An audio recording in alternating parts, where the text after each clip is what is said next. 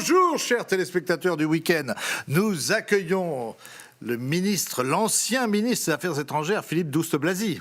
Bonjour, monsieur Codurier. Ancien ministre de la Santé, ancien ministre de la Communication et bien d'autres choses, mais également un grand diplomate, Bruno Delay, qui fut en poste au Togo, en Grèce, au Mexique, en Espagne pour finir, et aujourd'hui vice-président de l'ADIT, qui est une agence d'intelligence économique qui dépend encore de l'État ou... La BPI à 12% du capital. Pour vous interroger avec moi, Anne-Cécile Juillet, qui est rédactrice en chef adjointe du Télégramme, une des fines lames de notre quotidien breton.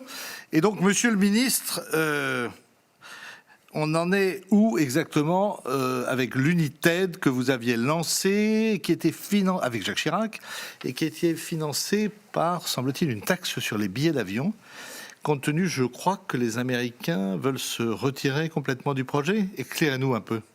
Les Américains n'ont jamais été dans le projet. Non, en réalité, le sujet, il est très d'actualité. C'est que l'extrême pauvreté aujourd'hui touche 1 milliard d'êtres humains qui n'ont droit ni à la nutrition, une bonne nutrition, ni à la santé, ni à l'éducation, ni aux toilettes, ni à l'eau potable. Donc, ça on fait rien. Et auquel cas, il ne faut pas demain s'étonner des conflits, des haines, des guerres, des migrations. Vous rentrez du Cameroun d'ailleurs, vous m'avez montré des photos assez éloquentes à ce sujet. Soit alors on s'en occupe, et on s'en occupe, il faut trouver des financements. Les pays riches sont de plus en plus endettés. Si je vais ou vous allez demain au Parlement français demander 2 ou 3 milliards pour les pays pauvres, on va vous sourire, on va dire attendez, non, on ne peut vraiment pas payer, ce qui est le cas.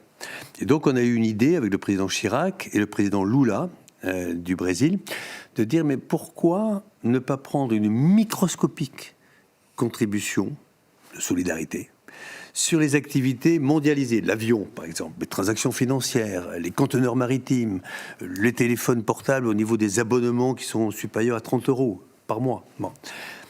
Microscopique, indolore, donc c'est pas l'État qui paie, c'est le citoyen certes, mais c'est le citoyen qui paie 1 € par billet d'avion. Personne ne sait combien vaut le billet d'avion à 1 € près, surtout avec le prix du pétrole aujourd'hui. Donc cette petite idée, j'ai passé la loi en 2006 grâce au président Chirac, la gauche, la droite, le centre, certains ont voté pour, certains ont voté contre, c'est passé. Et bien aujourd'hui, c'est plus de 7 ou 8 milliards de dollars qui ont été récoltés, et c'est le dernier audit britannique montre que 320 millions de personnes en bénéficient chaque année. C'est pour lutter contre le sida, la tuberculose, le paludisme, les hépatites. Et il y a 2 millions de vies sauvées par an. Vous avez été aidé à l'époque par Bill Clinton. Alors non, c'est plutôt nous, c'est le contraire. C'est que nous avons monté cette organisation internationale. Bill Gates, d'ailleurs, est au conseil d'administration. J'ai présidé et fondé ce conseil d'administration. Et puis, ensuite, on demande aux gens qui va faire le travail, par exemple sur le paludisme des enfants. Je vous signale qu'il y a un enfant qui meurt du paludisme toutes les 50 secondes. Et pour éviter cette mort, il faut 0,7 €. Vous avez bien entendu, 0,7 €. Depuis le début de cette émission, il y a déjà quelques-uns qui sont au tapis. D'accord ? Donc là, on a eu un certain nombre de gens qui ont accepté notre argent pour aller sur le terrain. C'est la Fondation Clinton, en effet, c'est Médecins sans frontières, c'est l'UNICEF, etc. Cécile. Vous parliez d'extrême pauvreté, effectivement. Début juin, Thomas Piketty, l'économiste, a rendu un rapport qui préconise, qui est une solution, et qui préconise un revenu universel à 5 000 € pour tout le monde, dans tous les pays du monde, mais pas au-dessus et pas en dessous, d'ici 2100. Comment vous percevez ce type d'initiative ?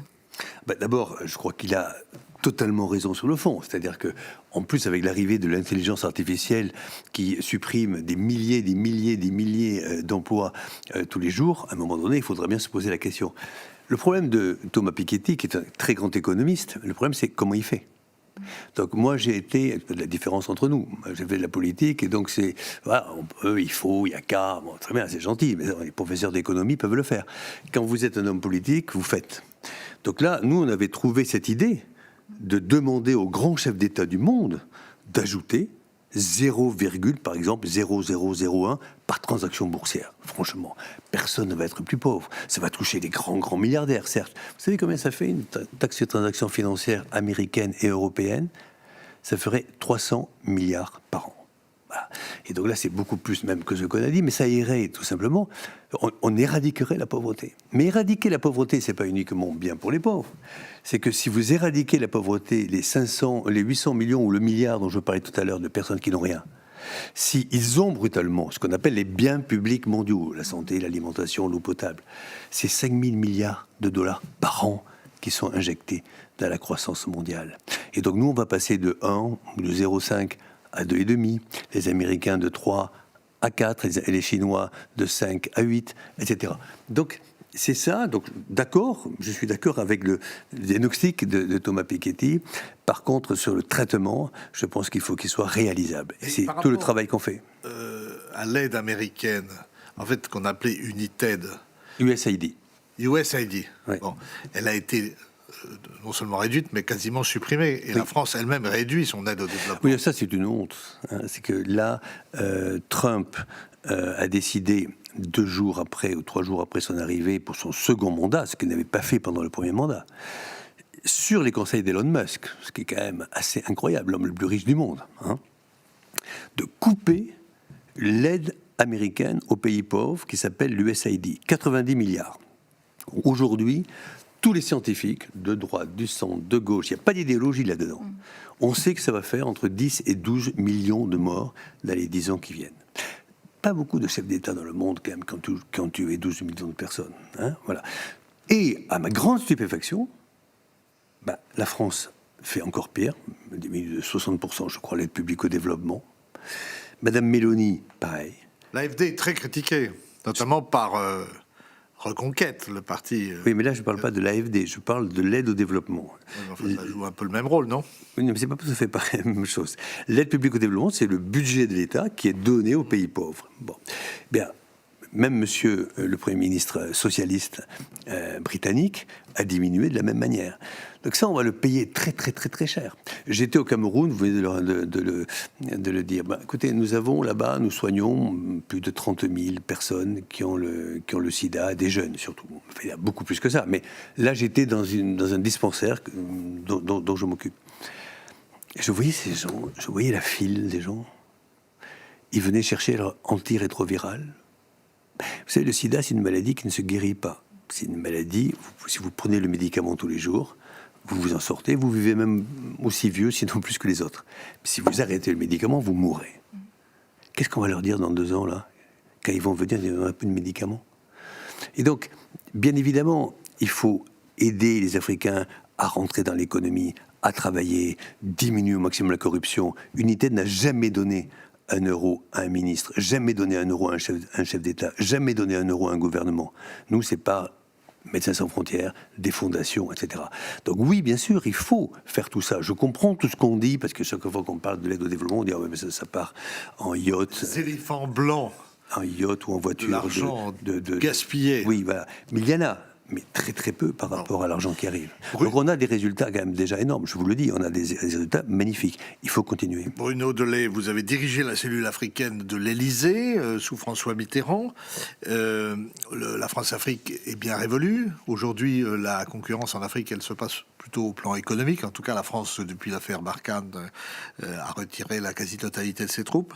Mais il y a d'autres acteurs. Alors les Russes, semble-t-il, sont un peu en difficulté avec Wagner, mais il y a aussi d'autres intervenants, les Chinois. Comment ça se passe? Il y a beaucoup de monde.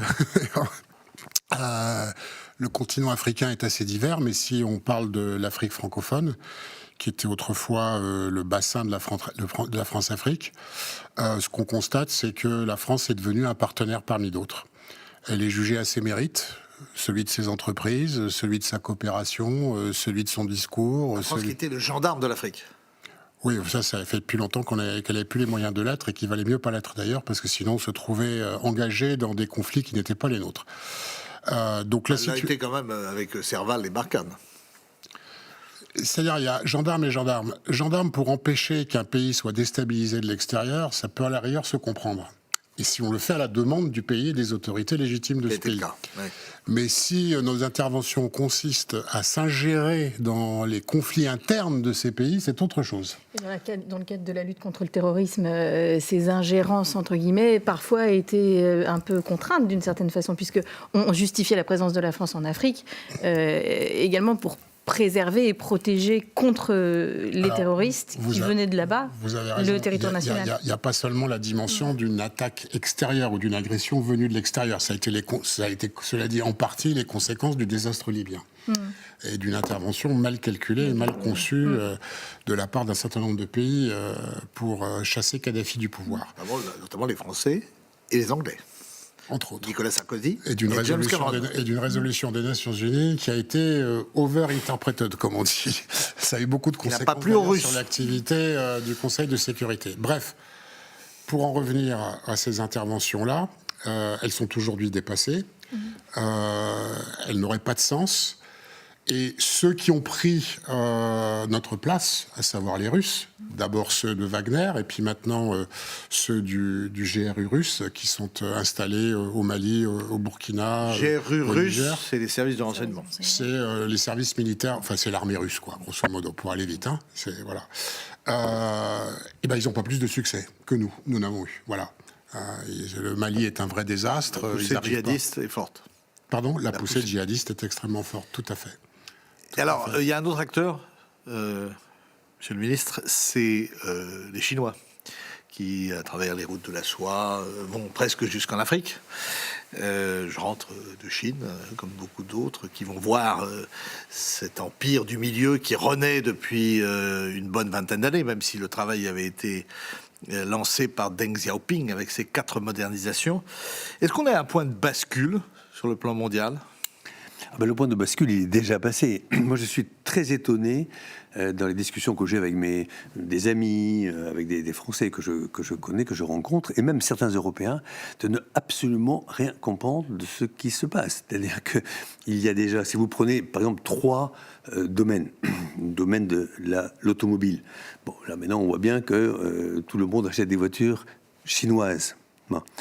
Mais pire, ils viennent même investir en Bretagne, à Rennes. Oui, mais pire, aujourd'hui, les usines françaises où on faisait des voitures françaises, on est bien content de les vendre aux Chinois, enfin contraint de les vendre aux Chinois pour faire leurs voitures chinoises.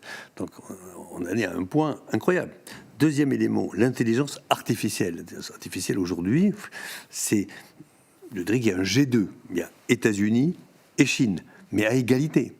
Et maintenant, sur un sujet que je connais un peu mieux que les autres, qui est la médecine, mais aujourd'hui, les médicaments, les nouveautés médicales sont chinoises. Elles ne sont plus uniquement américaines. Elles sont même à 60-70% chinoises. Donc ça va à une vitesse incroyable. Et moi, je pars du principe que plutôt que de dire « Ah, ces affreux Chinois », moi, je pense au contraire qu'il faut trouver, le président d'ailleurs de la République a essayé de le faire, mais la réciprocité, parler beaucoup de réciprocité et surtout travailler avec eux. Je ne vois pas comment on peut faire autrement, en tout cas être les premiers Européens à comprendre cette importance. Bon, la propriété intellectuelle, par exemple, chinoise, on pourrait peut-être essayer de voir comment on peut la partager en leur ouvrant des marchés.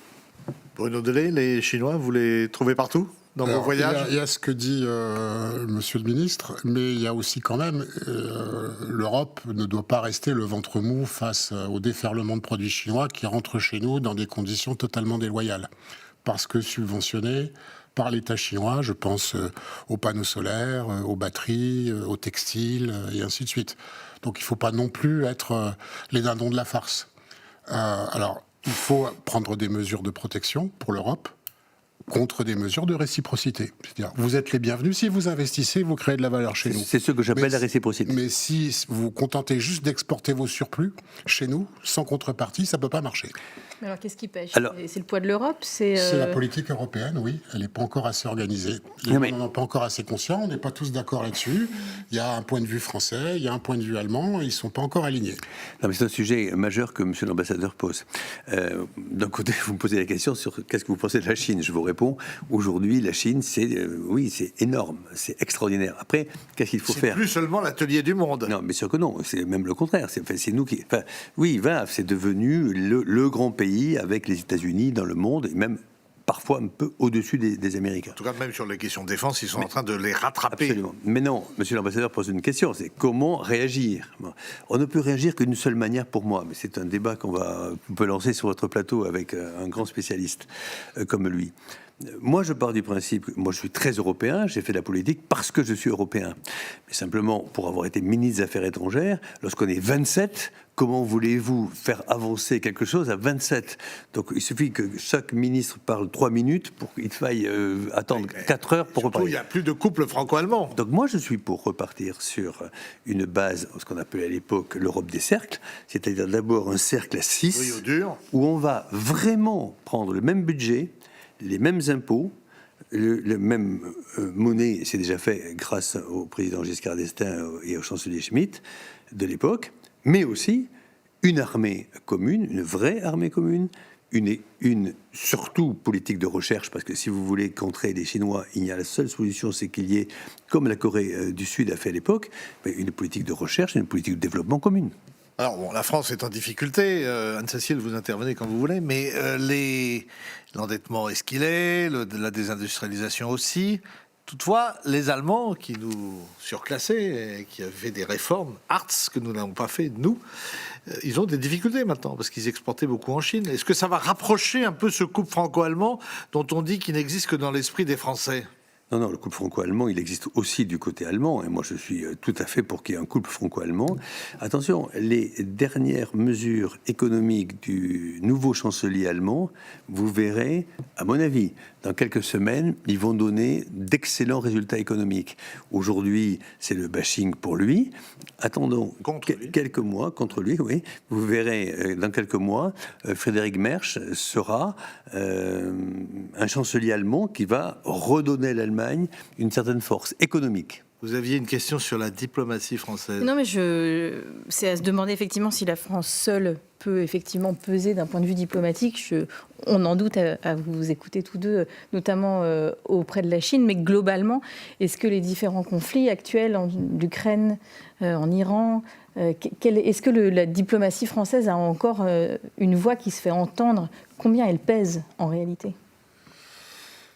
Elle pèse pas très lourd, il faut être honnête, sur les grands conflits, les grands sujets du monde.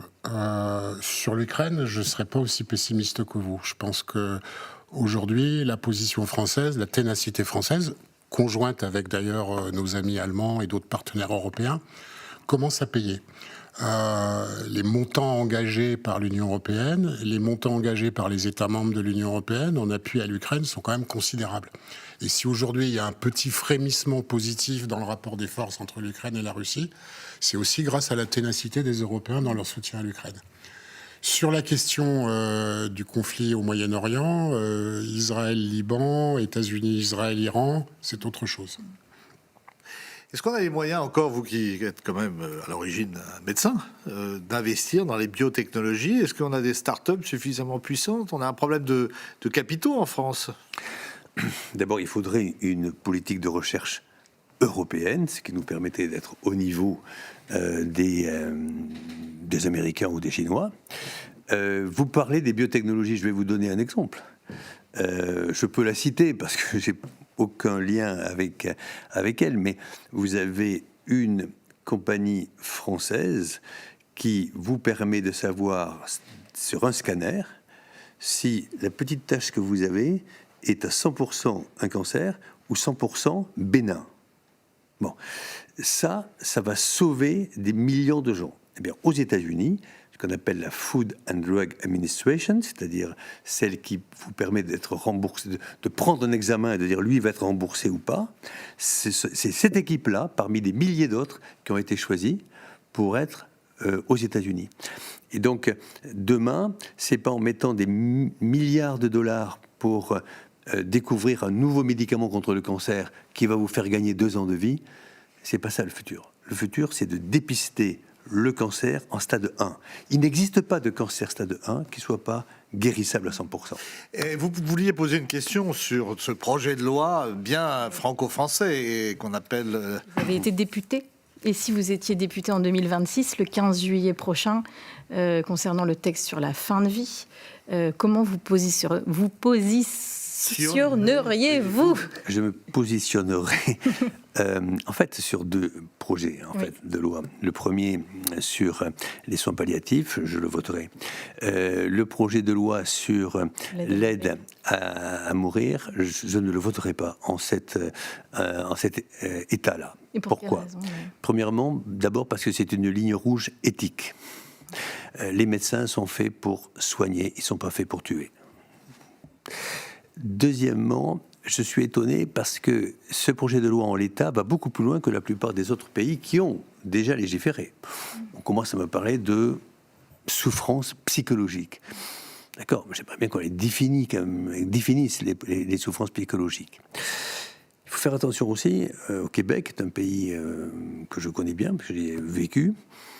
Ils ont fait un projet de loi comme ça, mais après, chaque 2 ans, ils évoluent. Alors maintenant, ça devient quelque chose d'absolument incroyable. Vous pouvez tuer, librement. Bon.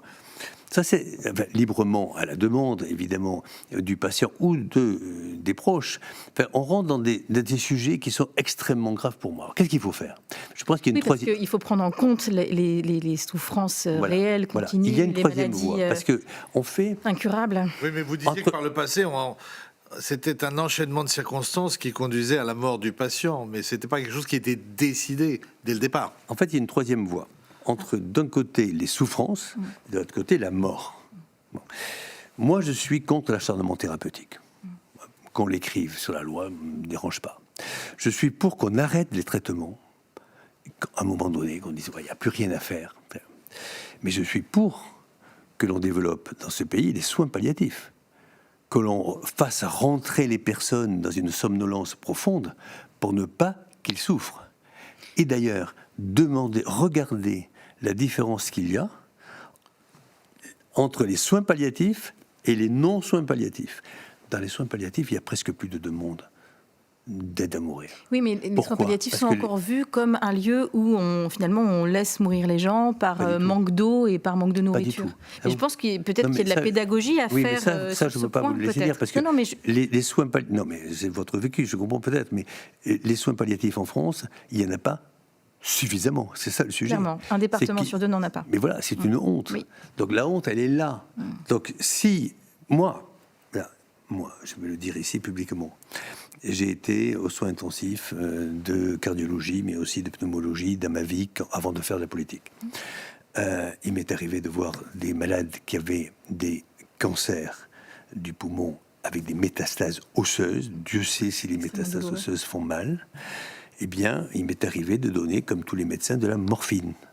Mais je savais très bien qu'à partir de la 7e ou 8e ampoule, peut-être que j'allais détraquer, comme on dit, ou en tout cas abîmer le centre du bulbe pneumotaxique pour la respiration. Et je prenais ce risque. Et je le prenais à mon âme et conscience. Mais il n'y a pas un médecin au monde qui ne fait pas ça. Bien sûr. Et donc, allez dire... Là, vous voyez l'ampoule, le médecin, cette ampoule-là, il va la donner pour donner il va la presser pour donner la mort. Là, franchement, moi, je suis médecin, je ne peux pas voter quelque chose comme ça, à mon âme et conscience. Par contre, je suis contre, évidemment, je suis pour qu'on accompagne quelqu'un jusqu'au bout, qu'il n'ait pas mal. Vous êtes pour laisser la part de mystère, en fait. C'est pas la quand on a, en accompagnant et en enlevant les douleurs, laisser ce moment où finalement où il n'y a l'instant qui bascule. En tout cas, c'est un sujet après philosophique, religieux, c'est un sujet qui nous dépasse tous un peu, mais qu'un médecin entraîne la mort, ça par contre, c'est quelque chose, je ne suis pas prêt à voter ça en tant que député. Sur une dernière question d'Anne-Cécile, vous aviez une question sur Lourdes. Vous parliez de religieux.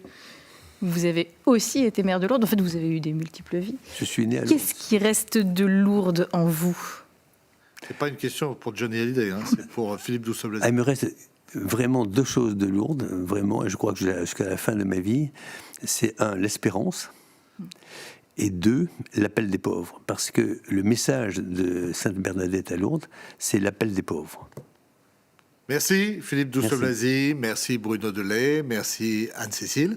On se retrouve la semaine prochaine avec de nouveaux invités dans le Café du Commerce. En attendant, portez-vous bien et passez un bon week-end.